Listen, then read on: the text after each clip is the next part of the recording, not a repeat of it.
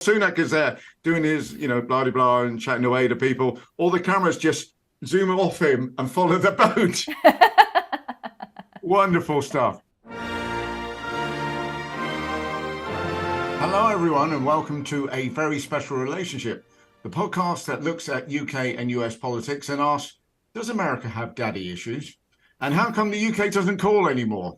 My name's Matt Johnston from the Kingdom of United, and from the Republic of Americania is my co-host, Andrea Bridger-Smith. Andrea, hello. And first question has to be, have you recovered from the partying for the post-previous presidential prime Pratt and pervert push into prison? Well, Matt, I have been drunk for 17 days at this point, and several of those were because of the Trump trial. What a verdict. Unanimous all the way down, all 34 counts. It's amazing. Seeing him face the consequences of his actions is a joyful thing. Now, we'll see what happens with sentencing and appeals and all that, but there are a few different possibilities that could affect the campaign in different ways. Oh, interesting. Now, like what? So keep in mind that his sentencing is on July 11th, which is only 4 days before the Republican convention, where he will be officially named the nominee. So the possibilities for him are, number one, jail time. And so they're actually drawing up plans when right you say now. that, I can't help but laugh. I beg your pardon. But yes, please. Beg your pardon. Yeah. It is a joyful time. Express that joy, Matt. Let it out. I beg of you. It's like a unicorn shitting rainbows over here right now. So they're actually drawing up plans right now for what to do if he is in jail during the convention. So if on July 11th, the judge says he's going to jail effective immediately and off he pops, then, that's going to kind of mess up the convention plans. So they're having some chats about that. That's fun, isn't it? Do you just, I feel good today. Anywho, I think, though, that could actually be a secret plot by Republicans, because liberals would be so happy that we'd all explode, and then Republicans would be the only ones left, so they would be in charge of everything. So entirely possible that this has been their evil plan all along. So option B is house arrest, which means he'd have to zoom into the convention and, do campaign events remotely, I guess. Would keep him off the campaign trail, and also simultaneously give Melania the sudden urge to travel the world. Yeah. And then there's option 3, probably the most likely, would be some kind of probation, which would also make campaigning tricky because he'd have to schedule around visits with his probation officer and do things like drug tests, etc. One interesting side effect is this whole him being a convicted felon thing is actually good for you guys, because convicted felons from the US are not allowed entrance into the UK. So if he won the election, Keir Starmer's going to have to come over here instead of going over there. So those are the options. We got jail, house arrest, probation. I say, why choose? Let's do all 3. That seems the easiest route. So, Matt, I'm curious, how has this news been received over there? I would imagine, especially that bit about him not being able to come over and visit you guys has been appreciated, no? Well, yeah, we'll see how that one plays out, certainly. But a couple of weeks ago, we did speak about when Labour formed the next government and how senior members of the cabinet would deal with Trump becoming president. So right. Keir Starmer, who, short of a complete miscalculation by all involved, is going to be our next prime minister, and a man who was director of public prosecutions, but who is now definitely showing himself to be the consummate politician, shall we say. So he has said, we will work with whoever is elected president. But he did say that it was an unprecedented situation. There's no doubt about that. I think we can all agree on that. He also went on to say he respects the US legal system, as does Rishi Sunak. And I get it. If you become or are prime minister, you've got to work with whoever, right? But David Lammy, who is likely to be the next foreign minister, who has previously called Donald Trump a neo-Nazi sympathizing sociopath, and I can't help feeling that's a pretty on-the-nose, description. Yeah, anyway, nailed it. I see. Now he's simply saying that he's misunderstood. You can tell they're about to come into power, can't you? Anyway, Right, as I right. say, it's fair enough, as I don't think I've understood anything Donald Trump's ever said. But there we go. Andrea, can you guess which former MP and indeed Prime Minister came to Donald Trump's aid over his convictions? I mean, it's got to be Bojo, am I right? Yeah, the Britain Trump. He claimed in his Daily Mail column that the trial was a machine gun mob style hit job on Trump. He What? says that the trial was nakedly political. I mean, Johnson, don't use words like nakedly when talking about Trump, or just don't use them at all. Anyway, he finished off by saying Democrats got Trump on a technicality. And I'm guessing the technicality is he's talking about is where Trump broke the law. Right. Which, if you're Johnson or Trump, any law breaking is a technicality. But who knew that the fine, upstanding, always followed the rules and totally honest about everything and never lied about anything, Boris Johnson will come out in support of Trump? Yes, that is totally out of left field, as we would say in the States. No one could have seen that one coming.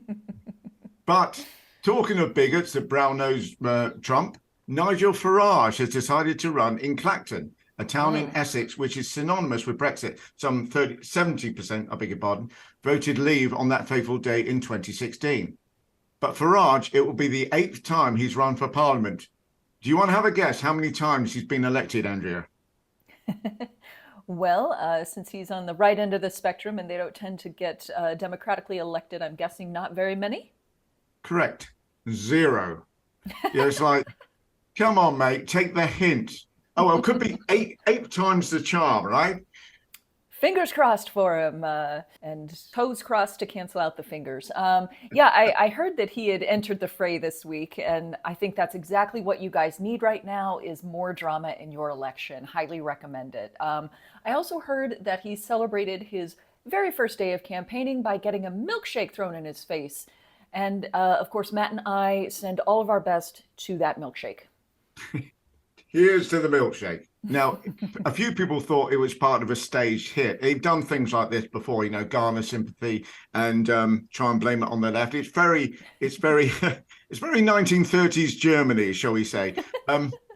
But no, it is the return of the milkshake. It was a Corbyn supporter, Jeremy Corbyn supporter, who actually hit him with it. So, as I say, they have done things like this before. Okay, well, luckily he's only got one more month of campaigning to go, so only a couple dozen or so more milkshakes to dodge, so he should be fine. How's Rishi's campaign going these days? Yeah, it's going badly for Sunak, yes. The problem for the Conservative Party is that not only is Rishi Sunak leading the Tories campaign, he appears to be front and centre for the Labour and Liberal Democrats too. So the Tories have been bleating on since the election was called. In fact, before then, the last year or so, that Labour don't have a plan. So Rishi Sunak put up a short TikTok video saying he was going to show everyone Labour's plan for what they get elected. And he had a large flip chart beside him. Actually, might have been just a normal size flip chart. Anyway, he flipped it over to show a large blank white sheet. Today, I'm going to be doing an explainer on Labour's policy for our country's future. The joke being that Labour have no plan. I mean, rather obvious, right? So he gave the camera one of his trademark smirks and walked off. And Labour then pinched a video. And see if you can have a guess what change they made, Andrea. I mean, I'm hoping that they photoshopped in a shark with a laser beam on its head to kind of jazz it up a little bit. That would have been excellent. It's not quite, but you're on the right path insofar as if you give somebody a blank sheet like that, well, they can knock themselves out, can't they? In fact, they're a lot more guarded, shall we say. They actually put up their 6 policies. It's the easiest thing in the world, isn't it? And they did so under the headline, "Thanks for the plug, Rishi." It's like when the Queen wore that bright green outfit and everybody green screened it out with other things. Do you remember that? Yes. People are just having a field day now, Anyway, exactly. Sunak then goes to one of these boating clubs in Henley. Now, this is about as much Tory heartland as you can find anywhere in the country. It's boating, it's by the Thames, it's Henley. Surely nothing can go wrong there, right? Well, Sunak is outside enjoying the fresh air round a table with about 8 others who don't seem to be enjoying it as much. Anyway, who should sail past him, round the back of him, but a boatload of Liberal Democrats with Daisy Cooper, the deputy leader, very much ringmaster of this delightful circus, grinning and waving with about 8 or 9 others holding up Lib Dem signs. I And love Rishi it. Sunak, to be clear, because he's got his back to it, he has no clue that any of this is going on. It's proper photobombing stuff. It's absolutely hilarious. You can just picture the scene. Sunak going, finally, no loud music, not a cloud in the sky, nobody to yell resign. Surely I'm bulletproof here, just sat here in front of the Thames. And then that's it all the cameras obviously spot what's going on. So while Sunak is there doing his, blah, blah, blah, and chatting away to people, all the cameras just zoom off him and follow the boat.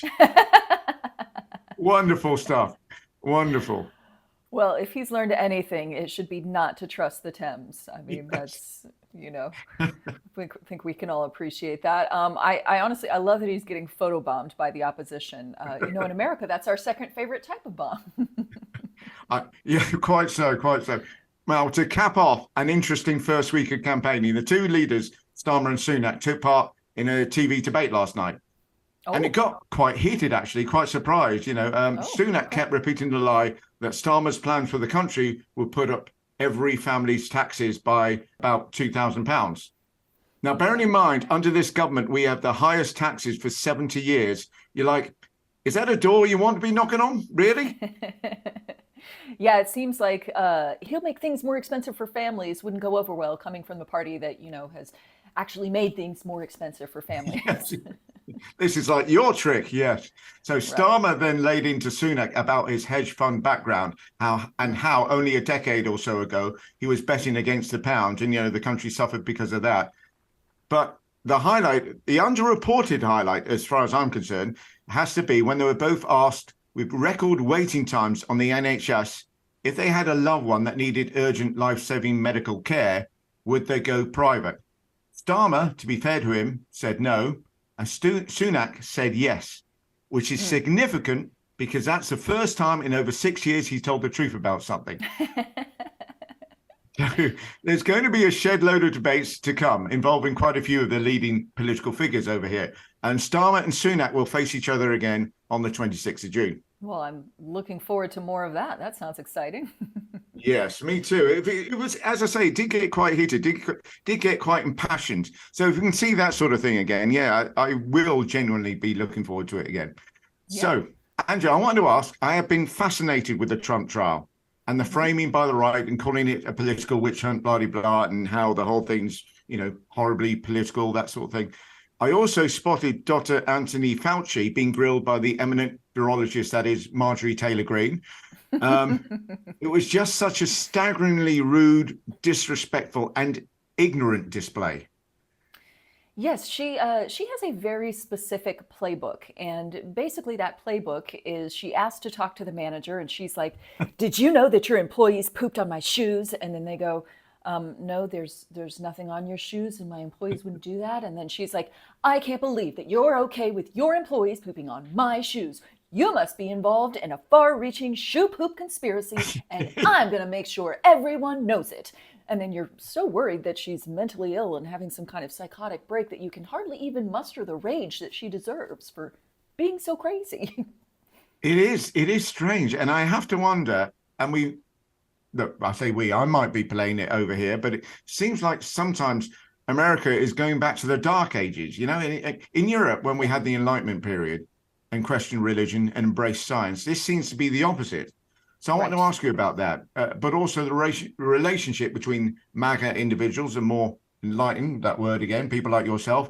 I mean, do you know any MAGA individuals? And if so, do you just try to avoid them or avoid talking about politics altogether and then things are fine?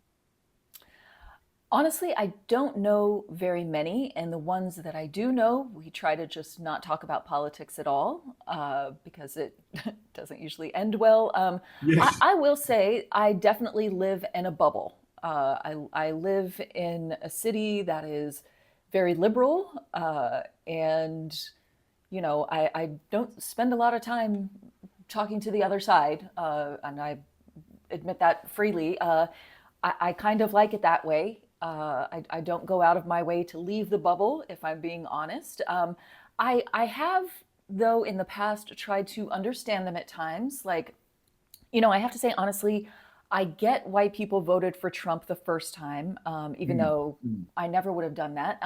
And the people who voted for him, did have a point that the establishment could always use a good shaking up. Yeah.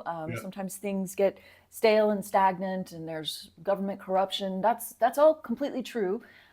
So that part of it at least made sense to me. But, then he comes in, he doesn't just shake things up. He was a human hurricane of drama. And that's why his hair's like that from all the wind. Yeah. And that's just the wind he's generating. Yeah, a lot of hot air coming from his direction. Here is the thing that I don't get about the MAGA people.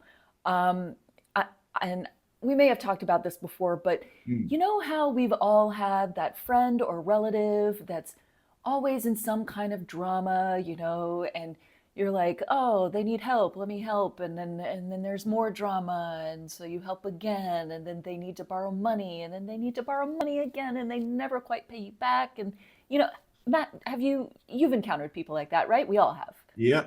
Oh, yeah. Never, Yeah. never quite out of the trouble that they're in.